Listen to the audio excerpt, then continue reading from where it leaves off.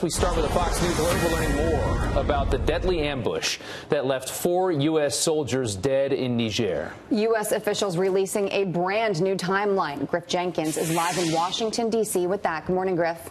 Good morning, Jillian. Rob. That's right. Chairman of the Joint Chiefs, Joe Dunford, acknowledging at the Pentagon that there are many unanswered questions over what happened 3 weeks ago when our troops were ambushed by Islamic militants as a formal investigation is underway.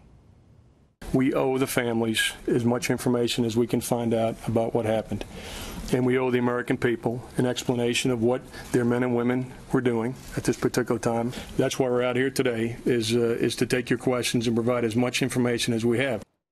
Here is the timeline that Dunford laid out. On the morning of October 4th, a group of 12 American troops and 30 Nigerian forces came under attack by ISIS-affiliated militants while traveling some 80 miles outside of the capital. Within minutes, a drone is sent overhead. Approximately an hour after their first contact with the enemy, a call for air support comes. 30 minutes later, French fighter jets mobilize, arriving on location some 30 minutes after that. That evening, the bodies of 3 soldiers are recovered. Then 2 full days after the ambush, on the evening of October 6th, the body of Sergeant LaDavid Johnson is found by local Nigerian forces and turned over to the U.S.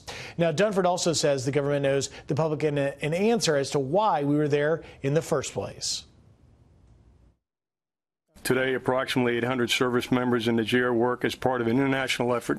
Since 2011, French and U.S. troops have trained a 5,000-person West African force and over 35,000 soldiers from the region to fight terrorists and affiliated with ISIS, Al-Qaeda, and Boko Haram.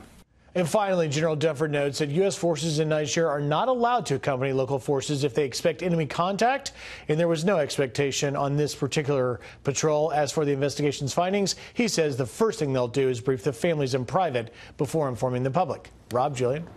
Still a lot of questions this morning. Thank you, Griff.